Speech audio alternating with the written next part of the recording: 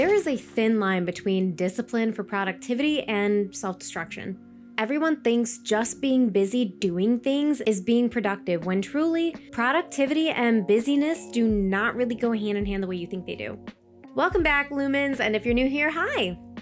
My name is Mavis Shahar, and I like to deep dive into dark history, psychology, the human condition, you name it, I probably like it. But if you've been struggling with productivity like I have lately, I hope this video truly does help you. I wanted to make this video because a couple weeks ago I was sitting at my desk absolutely flustered because I had been doing so much throughout my day and being so incredibly productive in my mind for my personal life, my photography business, my YouTube channel, my TikTok, all of it. But I wasn't seeing any kind of results. Why? Was I not doing enough? Was I not focusing in the right areas? Did I need to make more priority lists? Do I need to redo my workflow? What do I need to do? I found myself asking so many questions. But the main question I asked myself was, why am I doing so much but going nowhere? I did so much in the day that by the end of it, I would feel exhausted and also feel like I've done a lot, but still did not get anything done. Again, why? So I did what I do best, and I got a little nosy, and turns out I'm not the only one that feels the way that I do and struggles with productivity and, to be honest, hustle culture. If you're here, I bet you're like me. You feel like you're busy doing things all the time, responding to messages and emails, crafting to-do lists, and refining your workflows so you can do better. You're always wanting to improve, and even though you are super busy, you still feel like you have been somewhat unproductive. Stick with me through this video, okay? Because I'm going to tell you a potential reason as to why you feel this way, what it is, the science and history behind it, and potentially how to fix it and look out for it. So during my deep dive, I learned that many people feel busy all the time, yet they struggle to see meaningful progress in their lives. They spend the day answering emails, organizing tasks, responding to messages, hi Charlie, and completing small obligations. By the end of the day, they feel exhausted, but when they reflect on what they actually moved forward on in their life, the answer is often not there, or it's foggy, or it's vague. It's not clear. This raises an important question. If people are constantly working and staying busy, why do so many people feel unproductive? After digging for a while, I found a term that stuck out to me. One explanation I found is something called pseudo productivity. Cool, I know. Pseudo productivity refers to the ability to create the feeling of productivity without producing meaningful progress toward important goals. It sounds simple, I know, but it's more in depth than I think you think, because understanding the difference between actual productivity and pseudo productivity requires examining how modern work culture developed and is pushed on us, and how the human brain responds to certain types of tasks. Over the past 2 decades, constant productivity has become the new norm and the dominant theme that dominates the workspace. Social media, entrepreneurship communities, corporate environments, frequently all of these places promote the idea that constant activity is a sign of progress. Not saying it's wrong, but popular advice encourages people to wake up earlier, build side businesses, track their habits, eat healthier, exercise every day, and treat every moment as an opportunity for improvement. The idea that people should be constantly working, optimizing, and improving is not actually a timeless idea. It's the product of the 20th and 21st century because of technological shifts. Oh yeah. Let's rewind to the 1970s. Specifically in the USA, we shifted towards something called neoliberalism, and that emphasized individual responsibility, competition, self-reliance, and productivity as a measure of personal worth to your boss and your communities. Scientologist Mission failed. We'll get on next time. Ulrich Beck described this shift as the rise of individualized society, where people are responsible for their own success and failures regardless of the structural conditions. And it's believed that this created the foundation for hustle culture as we know it today. Now, fast forward to the 90s and 2000s, where the pressure to always be on really hit. Because of the rise of the internet, pagers, cell phones, smartphones, this allowed for work to no longer have specific hours nor limited to a physical location. Instead, work became constant, and a lot of times always able to take home.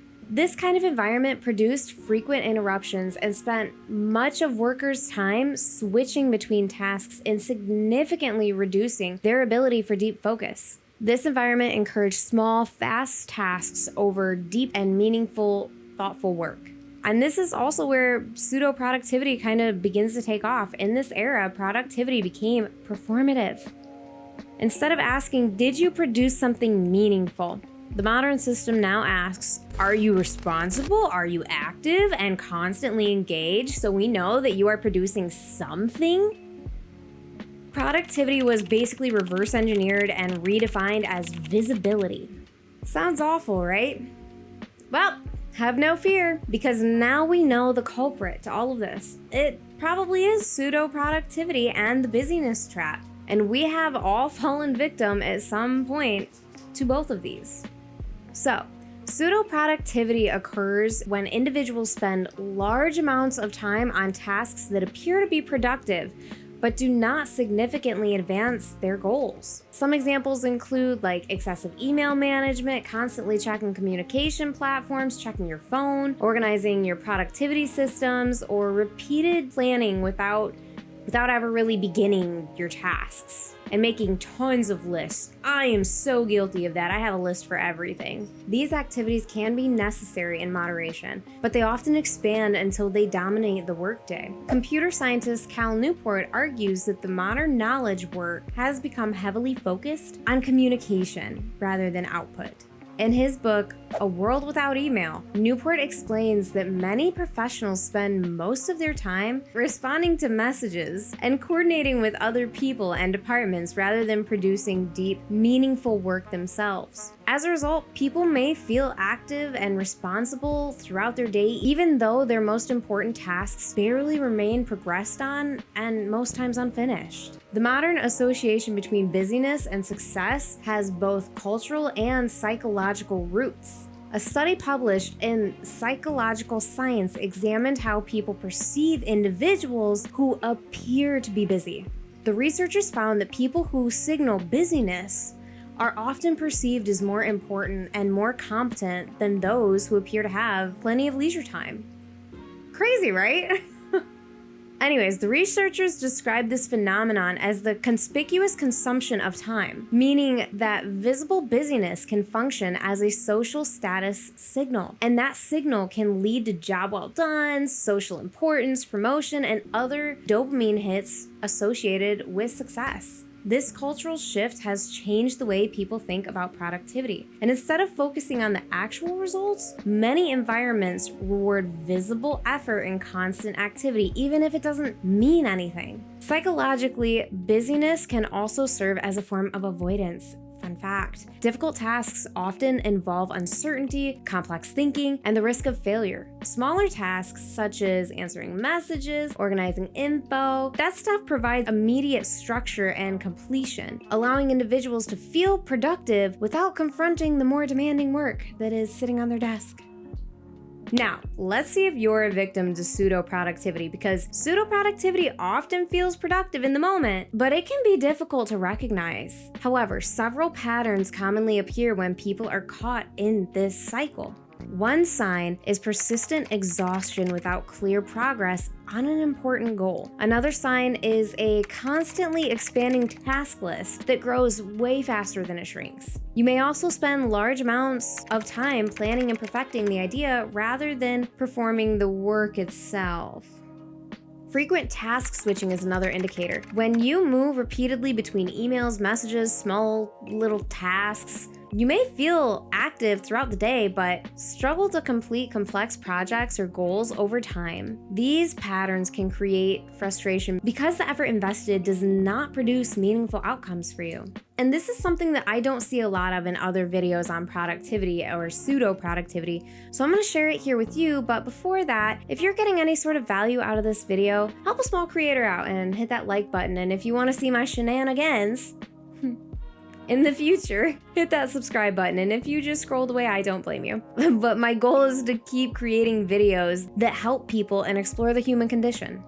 Rant over. Okay, so Scientific explanations. There are two well-documented concepts that help explain why pseudo-productivity is so appealing to us. The first involves our brain's favorite drug, dopamine, the reward chemical. Research by neuroscientist Wolfram Schultz has shown that dopamine activity increases when individuals participate or experience rewards related to completing tasks. Small tasks, honestly, but these responses create a sense of accomplishment even when the tasks themselves are not particularly meaningful. In contrast, complex work often requires extended effort before there is any reward. So the small dopamine hit wires the brain to create a behavioral loop for you. A small task is done and repeated. The brain receives a dopamine signal. The behavior is reinforced through that signal. The individual seeks another small, quick task very soon after. This loop over time encourages the brain to prioritize low effort and high reward activities. Although dopamine itself isn't inherently addictive, the behavioral patterns it reinforces can become habit forming, especially in the digital environments that we live in today. The second concept is called Parkinson's Law. Why busyness expands, basically. Originally, it was founded in 1955 to critique bureaucratic inefficiency. This law has been repeatedly validated, though, through modern research and behavioral science. The core idea is that when time is not clearly constrained, tasks tend to become more complex, more fragmented, broken down, and more time-consuming than necessary. Parkinson observed that work tends to expand to fill time available for its completion. When people allow small tasks to fill their schedule, those tasks naturally grow until they occupy most of that person's day. For example, a task that could be completed in 2 hours might take the entire day of the individual if they allow interruptions, task switching, unneeded planning, or additional low priority work to fill the time slots.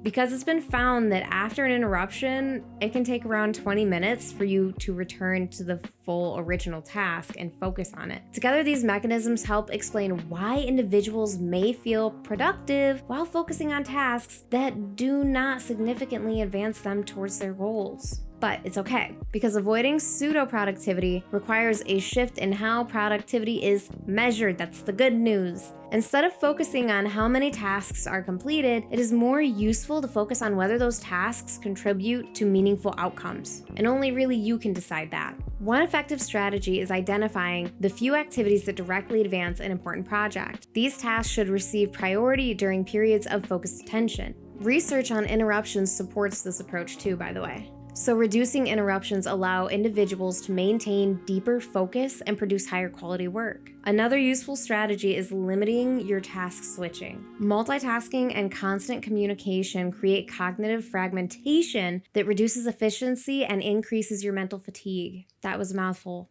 You're welcome. Finally, it's important to recognize that productivity does not require constant activity. It's okay to take breaks. It's okay to take breaks. Work often occurs during sustained periods of concentration rather than continuous, visible activity and motion. Modern culture often treats busyness as evidence of productivity. However, the two concepts are fundamentally different, productivity and busyness, in my eyes. Busyness describes activity, while productivity describes progress. And pseudo-productivity emerges when individuals devote large amounts of effort to tasks that feel productive, but do not produce any kind of meaningful results. Cultural expectations, dopamine reward system, and structural factors in modern life and workplaces all contribute to this wild phenomenon. Instead of measuring productivity by how much activity occurs in a day, it may be more useful to measure it by whether meaningful progress has been made towards your goal or if you're filling your schedule with busy work. If you enjoyed today's video, I host live streams on TikTok each week about the YouTube video. If you'd like to catch it, it normally happens on a Tuesday. If you like to share your thoughts and opinions, I'd love to have you there. The link is in the link tree down below in the description box, and I am building a community of dark history, psychology, and philosophy and video game lovers. So if one of those appeals to you, feel free to follow the link to the Discord as well. That is also in the description box. Thank you guys so much for joining me. I hope you enjoyed this week's video and have a great week, Lumen Crew. You're welcome.